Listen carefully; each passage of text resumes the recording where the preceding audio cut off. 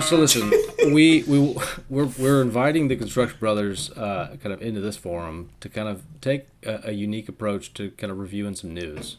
So we've got some stories here. I think that we want to run through. The first one, well talked about. Just all the acquisitions happening in the space. So we've got Procore's purchase of DataGrid. We've got Trimble acquiring Document Crunch. Autodesk closed on Rumbix. Hexacon did some things. Is this just a sign of more things to come in the M&A space, or is it just kind of the usual pace? Tyler, what's your initial take on all the acquisitions happening? Oh man, I've got so many takes on this after the 2 seconds I stopped to look at all of this stuff. So yeah, I don't know. I feel like we're seeing acquisitions all over the place right now, and they're interesting. So And that's all I've got to say about that. Like it's Who's glad Tyler's here now? yeah. We invited No. Good thing we have the other construction brother. Eddie, what do you think about the M&A space right now? I had to look up what that was, and then I found out, and I was like, oh yeah, mergers and acquisitions. And then I was like, oh, right. people buying things. Yeah. Here's my intrigue on the whole topic. I'm interested where SaaS is going, like these large software companies, because we got a software thing we're doing right now, and I'm kind of wondering, like, with all of the building that's going on and as cheap as it's gotten to build, well, are people going to keep up with all of the acquisitions? There's this kind of like just panicky buying, right? Like they know that like they're coming for us. There's just going to be all of these solutions. People are going to be able to build it themselves. So is this, we better put a little something extra on the product right now. We're going to lose because people are just going to start doing their own thing, building their own thing, taking care of it. Document crunch, like, looking at it, contract review, this is the main mechanism of document crunch as I understand it. I don't know how much expertise is built into it, but I find it interesting. I mean, I've used chat for a contract review. I wonder like how difficult it would be to train out something custom on your own. So all of these things just makes me wonder how difficult it is to get to these places where they're buying these companies up. So yeah, It's a data play from what I can tell, right? It's how much data have these companies captured that we can fold into our own ecosystem and use that to train the AI models on top of it. So it's like, are these large companies just going to continue to get bigger and bigger and bigger? And are these smaller startups just going to get completely trounced because they don't have the data captured yet to make them truly valuable? So it's an interesting kind of dynamic.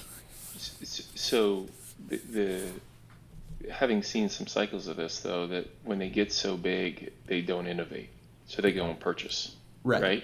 Yeah. So, but I feel this period of time where, these guys may have big like data sets, data, hordes. However, my concern remains to be, how is this big data world making the superintendent's life easier, making the PM's life easier? How is all that acquisition translating to like really making my life better in the construction industry, in the construction trades?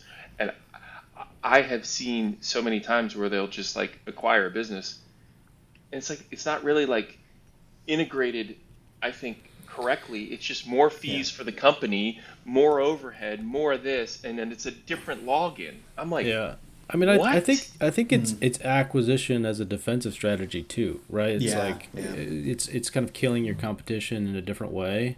Yeah. And I think an analogy is also like, in what way has Apple's like walled garden ecosystem helped you? It really hasn't. Like, it makes a few different interactions easier, but it's created a really nice little kind of services revenue stream for them. And so I think all of that is kind of going into creating a more difficult buying environment with fewer and fewer firms having more leverage. And yeah, I think it's kind of an unfortunate trend. Yeah. I see a lot of companies right now in the day-to-day that are just looking to get away from these large software organizations. And it's not even necessarily the cost aspect of it. It's I want to keep my data in a place that I can control it always and not even have anybody see it, right? Yeah. So, I mean, you have an enterprise plan to Procore or ACC. I'm sure you can go out and get access to said data. That's not necessarily the problem. It's I don't want to give it to them at all. It needs to stay in our ecosystem where we can use it and train our models on it. I'm seeing some sensitivity to that. More on the owner side than any of like the GCs, the MEPs, but I see a lot of like more hyperscaling owners thinking like that. So yeah, these acquisitions are interesting, but I think it's kind of like a down market sort of impact than it is up in like the hyperscaler land, because that's more what I'm seeing up there. Do you think this will drive more contractors to second guess their renewals with some of these big boys? Mm-hmm. Yeah. I mean, it only makes sense. Like, and I think it goes back to the whole build versus buy thing. Like, I've been a big cynic of the build approach, just because contractors rarely knew how to build software well. Yeah. Mm-hmm. Yeah. But that dynamic has changed. We've talked about that on the podcast before, and this is one more reason to potentially invest in that kind of motion, if not for full replacement, at least for some kind of siloed data strategy that protects your future a little bit. Yeah. I do think that's interesting. I've thought of this like the old, remember getting the website built, before you got the Squarespace or whatever. You can build out your own website. Do you hire somebody? Do you try to hack through it yourself? The big battle though is context and getting content, right? Like I need to have the content. What do I say? What do I put on there? Where are the pictures? So even your builder needs to know things. If you're spending $300,000 a year on Procore as a company, which is probably not much for a Procore user, could that be built out by yourself? Yeah, probably with tools available, you can build it out. Could it be built out by somebody who's willing to dev that for you? Yeah, absolutely. But now you're in that website builder mentality of like, well, now I've got to add the context of what I need. I've got to express that to them so that they can build it. So that'll create an interesting little market. There are plenty of people hopping on though that are ready to build some things and viable to do so. Yeah, but you think about it, like $300K is definitely a reasonable cost for developing out a software. Or an one time app of any time. Right now, and then you've got some maintenance on that too. Like let's not be coy about that. Like we definitely are going to have some maintenance around that. But the thing is like, it's not even so much that we're spending $300,000 and we're saving the money over the next couple of years. That's not necessarily the play. It is we're spending $300,000 and we're basically creating a moat for ourselves as a company because it's our data. It's our data. Yeah. It's mine. And we can do with it what we want. We don't have another third party we have to go through to access it. So there's more added value for some people to go out and actually build versus buy it off the shelf. Not everybody's going to be that way though. So I do think like, again, down market, it makes a lot of sense for people to operate using more SaaS products, but also it's becoming so easy to build things out. Like some of these models are getting really, really freaking good for that. And I don't know. I think it's also it's a vision of the future too. I think in 5 years the user interface of these platforms is going to matter a whole lot less than it does now. And so, buying Procore's UI, that's fine for now. but in even 3 years, like I think there's going to be more agents kind of cross collaborating across platforms, and so yeah, you're going to increasingly just pay for a UI that you interface with less and less. Mm-hmm. Go ahead, Lars. I was just thinking along sort of that owner comment, Tyler, where you made like upstream, those owners like, hey, I want my own data. So if you think about like a UC school infrastructure, like I've seen these guys now sort of require Procore, right? Yeah. Require an Autodesk, and now let's say they're divesting away from that. I think a scary world would be where every owner has their own sort of platform that they've somehow Frankenstein together in-house to control their own data.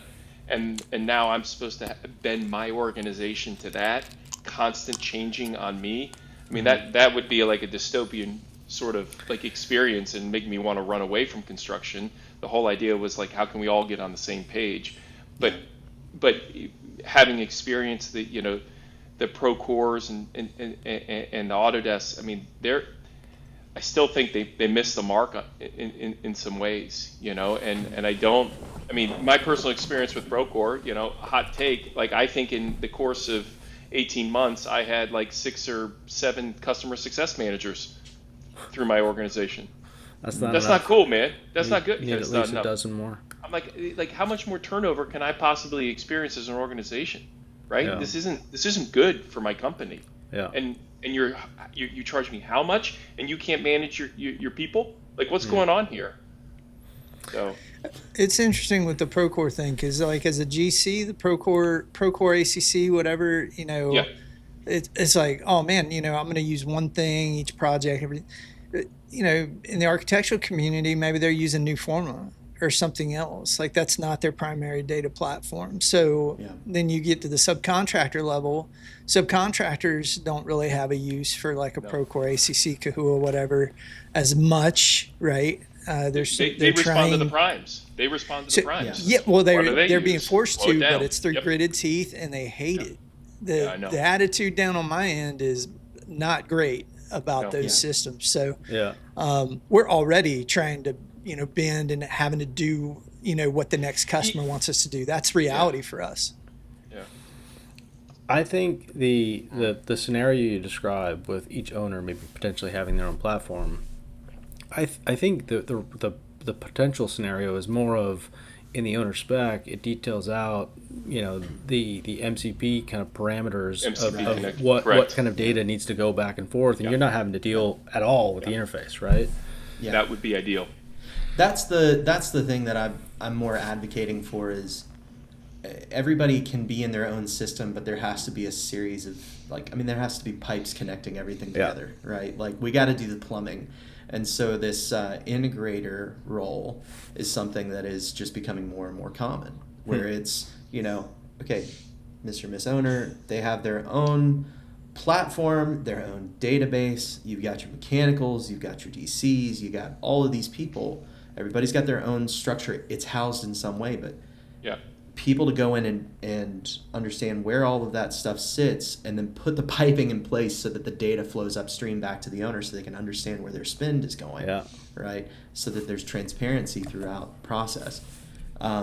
Much of that is needed, and I think that role specifically is going to happen regardless of all these acquisitions occurring or not, right? Because no one company is going to be able to serve every single segment of the market.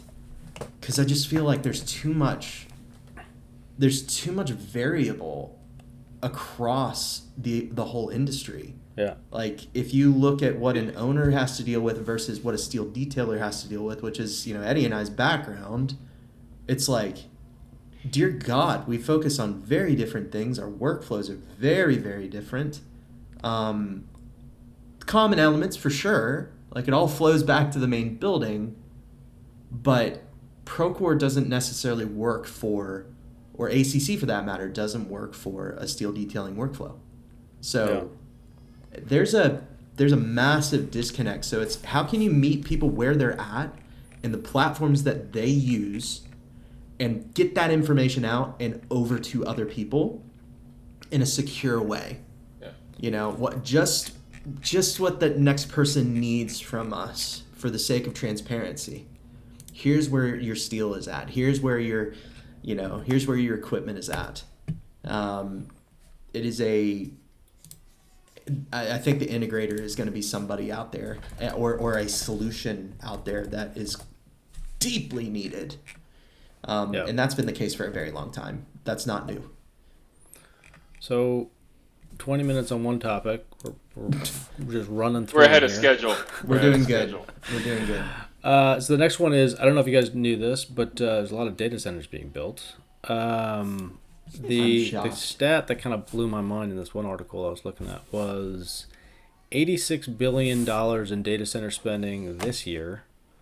And then the crazy part of it is data centers account for 85% of the industry's total new workforce. So 85% of the new workforce coming into the market is getting sucked into data centers. So Lars, you're building not data centers. Is your supply chain feeling that squeeze? We are feeling it on the material side. So we've got some fiber projects going on right now, and they are, so this is crazy, right? Working for an owner who doesn't want to pay for materials that are, in a secure location on the project, only installed, right? And the problem is, it's like we've got I don't know, $10-15 million, actually $20 million sort of equipment budget, and we're like, we need to capture this right now, because if we don't, it's going to get sucked to these other data centers. Like the fiber is going over here. These waterproof connections are going over here, and they're like, giant sucking sound. Vacuum. But it's crazy because people, not so much. Right now, it's the material. Yeah. Now I'm being told, we're looking at another job right now in upstate New York, and apparently there's a large data center going to be going in there in like 2 years. And so the local impact, I think, then will hit the workforce, because it'll just suck then all the workers and materials from, all over. But at that moment, that's where I think the impact occurs, when that labor force is so local to around a project, it'll just suck them all in. So it's like a black hole. Anyway. It's like that scene in Interstellar. It's just this like... Yeah. Anyway, I think there was another component of one of the articles, and I don't want to fast forward, but it's like, is this really the most important thing right now? Right? Is this it, or is it just another blip on the radar, another thing to go build because everyone wants to go throw a ton of money at it and go? Yeah. Yeah. I mean, I think if you zoom out, like, we're at this place where if you stop any of it, it all collapses, kind of thing. Right. You just got to keep going. It's like you just got to keep feeding cash into that machine. But I mean, I think it is a valid. The next kind of topic is like the multifamily builds is at a 15-year low, right? And so other sectors that need to get built out are maybe experiencing an outsized impact from just the weighted kind of resource that's going into these data centers. And so, the last few years we've talked a lot about onshoring and the need to kind of grow our manufacturing capabilities. How much of that progress is being impacted by just the boxes that we're building and throwing computers in them? I think from a people standpoint, the secondary effect of having the high wage available at the data center is going to hit something like multifamily. If I can go make 40 an hour over here at a data center, I'm going to get paid 25 an hour working multifamily. Where am I going to go? Yeah. And when the data centers hit full swing, I mean, we've borne witness to this. When it comes to, money is not the thing. It's time. Yeah, it's time. And we will throw the money to make the time go down. And we will monopolize the resource. I mean, we saw most of the Southeast fabricating on a data center that we were on. I mean, it was like you're calling to see if people have availability. And like, I've already got a chunk of it in the shop. Yeah. So it just monopolizes that. And then those shops, those people, all the personnel on site, they're making that wage. And I think it does buoy that wage up for other markets as well. it's the case with most big projects too. I mean, we talked about like Mercedes-Benz when that was being built. Like every fabricator here in Georgia, you talk to them and they're like, "Yeah, we did that," and you're like, "No, you didn't. You fabricated like a couple angles, bro. That's it." So like, but like truly, it like hit everybody. Everybody was doing that. Whether that was good money or not, that remains to be. I have no insight. That was Samsung. Yeah, I mean, like when Samsung was hitting full swing, everybody in the Southeast had a chunk. It was either through I think Yates was on the exterior. They had it broken into two parts. The exterior build was, you had them getting stuff done. You had everybody in the interior getting stuff done. From a steel standpoint, everybody knew the nervousness of trying to get through the gates and all of the requirements, and that had all come out of Tesla. Because it was right on the heels of that. So, I mean... Terrafab's not on the agenda for the conversation today. Pretty cool, though. You can put it there. You talk about a strain, like, because Giga was already a strain. It was Giga, and then they had Samsung going on in the same region. And when we were talking to some folks over at AECOM, they were talking about the city of Austin school district, like that whole project, and how all of the labor was being sucked away over into these other areas. I'm like, how do you manage that? And like their answer was basically like just really good relationships, like really good relationships, please. Yeah. Because like, yeah, I mean, it was the same thing. It's like it's a government project versus, Elon, who's just like, I don't care how much, just throw cash at it. Get it done. Get it done. Get it done now. Which the government, again, finds every reason to not get things done. Let's be honest. Right. Yes.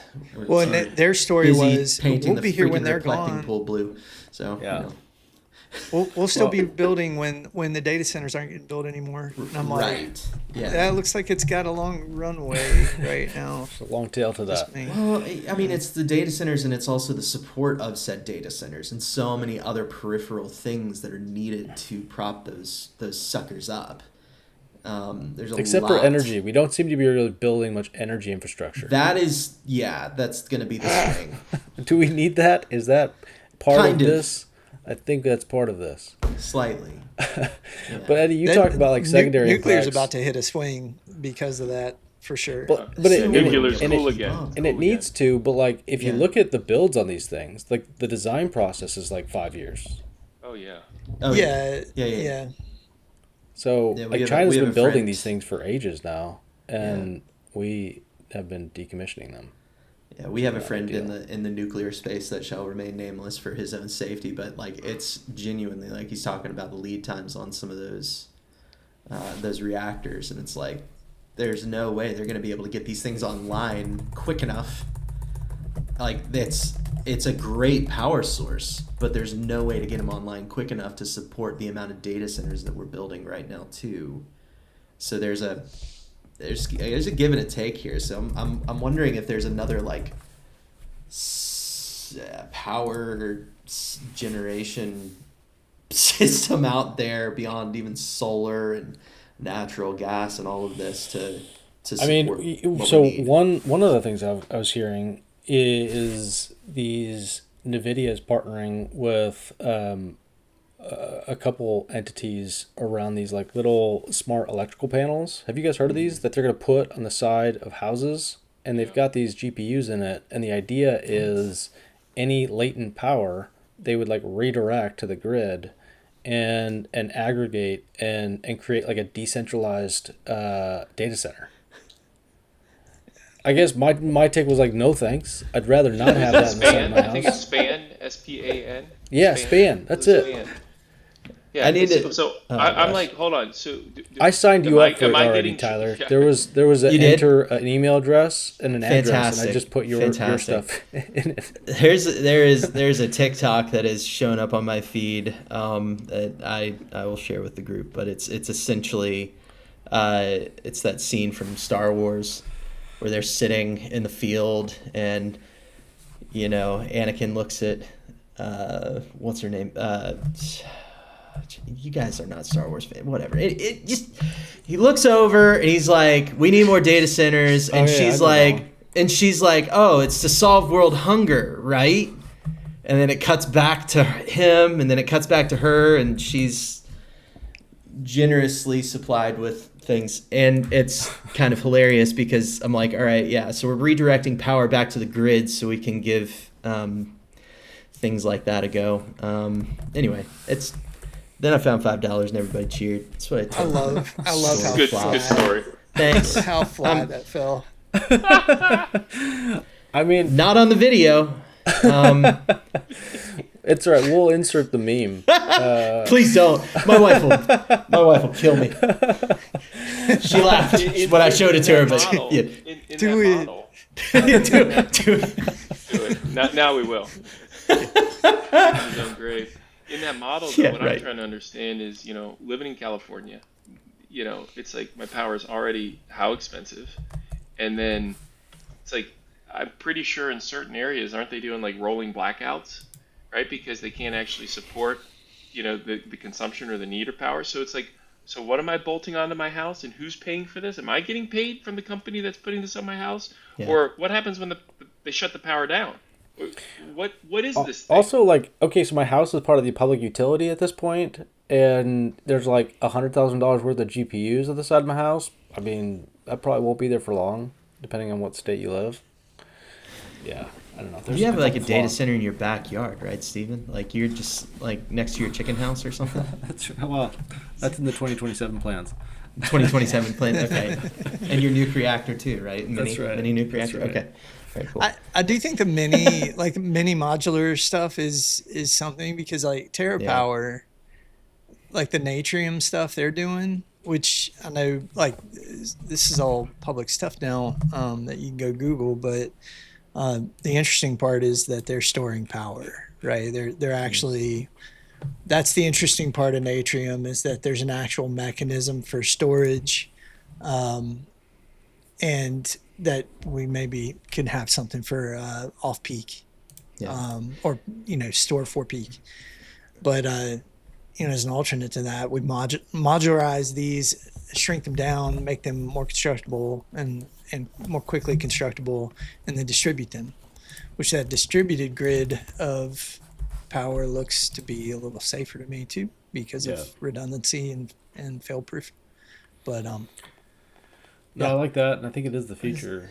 It just doesn't seem like there's maybe enough momentum behind it as much as there maybe should be. So there was on this topic of data centers, since we're here forever, there is Panthalassa? Is that the name of it? So it is a data center that gets pushed out into the ocean, and it's like a giant bobber, and it sits there, and it like generates its own power from like it just sitting out in the ocean. And then if you need to service it, it will just troll back into land, and you can service it, and then it goes back out again. And that was something crazy. I think Peter Thiel was behind. I'm trying to find it real quick because it's pretty sick. I saw that. It does look like a giant bobber. It looks like a massive bobber. Yeah. I'll tell you the company. I took a picture of it last night because I wanted to see if I can invest in the thing. There you go. It's Panthalassa. Panthalassa, yeah. Panthalassa, yeah. I just put it in the chat.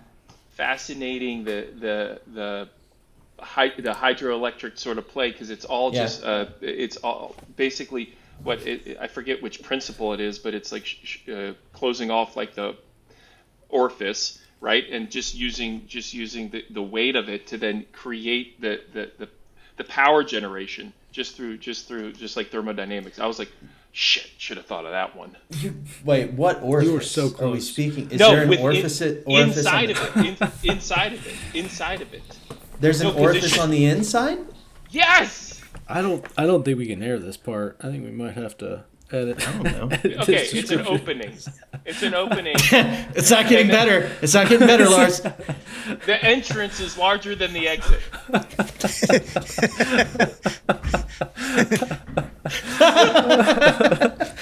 Oh my gosh. This just got flagged by all of the podcasts. I have not said the most unhinged thing today already. This is wonderful.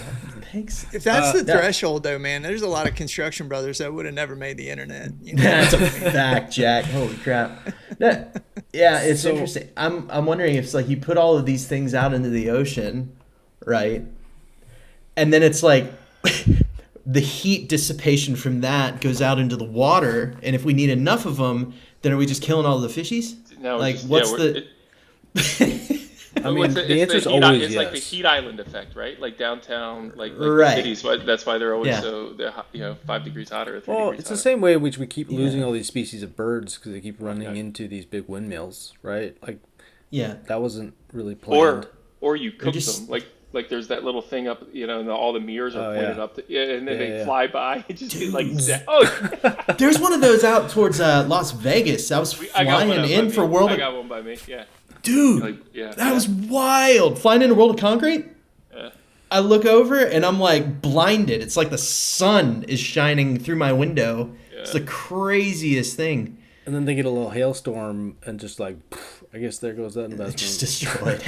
Service contract. I want to go back to multifamily. So, not a ton of multifamilies getting built. The point being made in one of these stories or one of these headlines is, how data centers are kind of absorbing all of this workforce demand and how that's impacting, our access to housing. I think the housing story is probably more of an affordability issue than just quantity, right? Like, we could build all the homes in the world, but if a 30-year mortgage is $3,500 a month, like, not many people are going to be able to afford that. Dude, I'm hanging out in San Fran last week that I was out? Dude, I don't even know. We was out for Future Tech, and we're hanging out. But I was talking to a friend, and she was like, yeah, my son and his girlfriend, they just got a place. And it's a 1-bedroom, 1-bath, and it's $4K a month. $4K a month? $4,000 a month for a 1-bed, 1-bath in San Francisco. I'm like, you gotta be freaking kidding me. But also, why San Francisco? Like, no offense. Well, offense maybe to everyone. But let me help. So downtown San Diego, one bed, 1-bath is going for $4,000. 1-bed, 1-bath affordable is $2,000 a month. Okay. Yeah. But you want to know what's affordable now? It's crazy. No, the affordable category is like what's the income level, right? I think it's like up to like over 80, maybe. I even think there's now this mid category of like 80 to 120,000, right, that you qualify for. But what's interesting is here's the deal: it's opportunity-rich environment to actually make money, right? Yes, it's expensive to live in New York City. It always has been. But you can make a lot of money in New York City. The question is how do you ultimately get out in New York City, right? How do you get out of San Francisco? Or are you ever sort of stuck in that wheel? And if you can get out, how do you maintain those levels? But I don't see it necessarily changing anytime soon. I've got a 200 unit project going on right now and a 100 unit project going on right now. One affordable, one market rate. And it is crazy. People are paying it, man. People are paying it. Yeah. You're paying it. My gosh. Well, I mean, it's the difference of like, I want to be in a place that's, safe, right? Safe for my family or for me or whoever. Like, I think that factors into it for sure. And people will pay a premium for that. But I think you pull back the veil on those purchases and it's probably not like the 20 to 35-year-old making any of those purchases. It's either like a boomer buying as a rental property or as an investment or overseas money flooding into the market to just buy an asset. Like, I think that's like 30 to 50% of all retail purchases at this point. Yeah, that's that stat probably won't hold up. that was pulled out of nowhere, but probably true. Sounds right. Yeah. So another one That's here. the facts. Go ahead. I think the real issue on all that is all the investor Wall Street money that's gone into single family houses. Yeah. That's really jacked up prices, and I believe that's been proven. In fact, I think there's legislation to prevent that from occurring. Like Blackstone was buying a ton of homes. Yeah. And I feel that is like an erosion of what America stands for and like what has made our country great, because I don't want to live in this sort of consumption-based world where every move that we make, every breath, everything is charged incrementally. And I'm like, this is awful. That's not a reality. No ownership, right? Rent everything. We need 50-year mortgages, Lars. That's Just right. Add more years to the loan. The bank. term. Yeah. It solves that the makes problem. sense. Solved. I don't. Yeah. Sure. Whatever. Eddie's about to say something profound. I feel like whenever you looked off into the distance, Eddie. He does that. Don't just ignore him. Just ignore him. Don't worry about it. Thinking, I was just checking my chat, man. Look,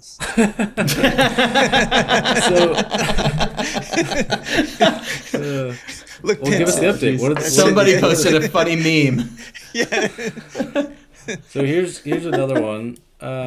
We've got Facebook Concrete. Meta is creating a new concrete mix called Boxcrete.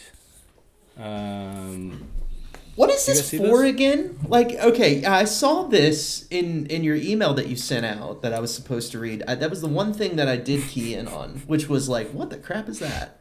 And why? So they saw. I've heard of coffee I didn't know that we were importing such a large quantity of cement as an ingredient. From Mexico?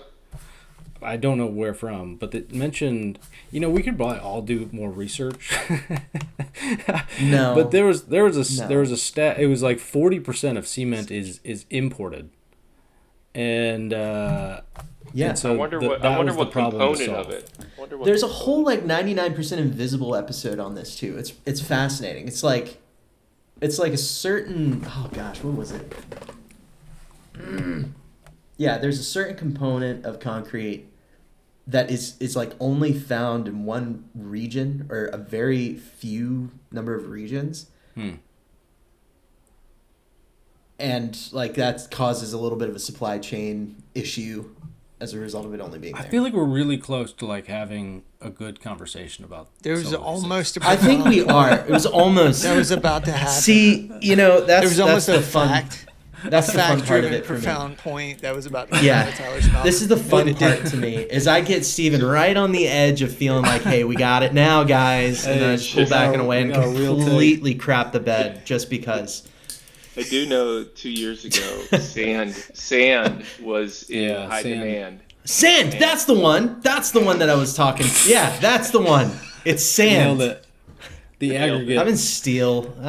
Concrete pisses me off. So, but the results. So the article does communicate the results. So, 43% faster curing, 37% stronger. I think a big thing in terms of their why, at least that they communicated, was like traditional concrete mixes weren't adhering to their embodied carbon standards. Oh jeez. Yeah.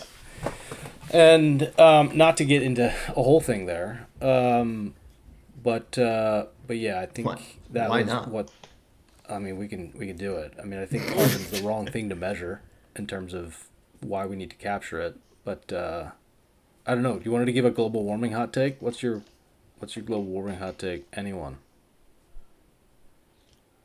Who wants to go? Anyone. Anybody at all. I mean, I think it's pretty telling that like data centers are pretty much pillaging the rural lands of our of everything, and like the environmentalists haven't showed up. So, for whatever reason, the whole issue with preserving the resources of our land, like that has gone on pause for some reason. And I mean, I call myself like a 1970s liberal when it comes to the climate. Like, I want clean air, I want clean water, and maybe not like chemicals and pesticides in my food. Like, those are the things that I'd like to focus on, instead of like, can we bury carbon in a deep underground tunnel? Like, I don't think that's the thing we should be focusing on. So there it is. That's my hot take. I'm still trying to figure out where the sand is coming from. Oh, Tyler. Personally. You got stuck on sand. I'd be ADHD, I'm sorry, stuck in the guys. sand. That's where he is most of the time. I got to wonder how they're how they're doing this. Like there's a whole market for carbon credits, right? I mean, that's a whole game that gets weird played. It's like traded. It's like they trade. They're traded. It's crazy. People are bought and sold. It is the craziest thing. Yeah, and a lot of it is. Gosh, Tyler, we did the episode with Dan Linsky on this, and it's I feel like you're about to say something profound. Nitrogen. Okay, so nitrogen is worth what, like 32 times as much as carbon. So basically, they use nitrogen and its sequestration to offset carbon, right? Because nitrogen's worse, so we'll attack the nitrogen and basically create carbon credit. And then we'll sell those carbon credits.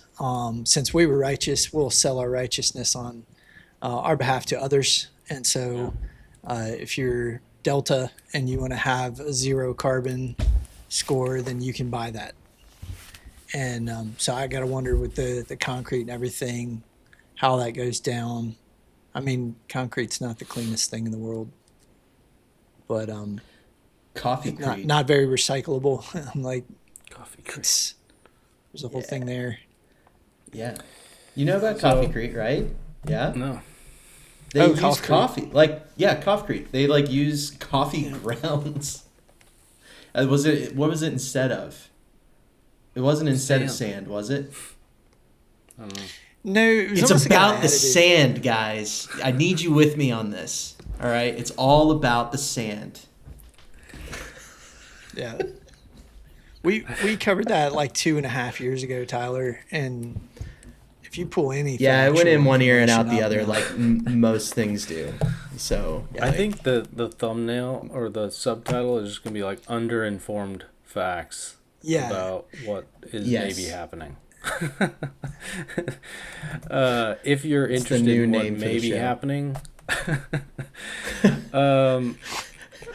so we have 3 minutes left.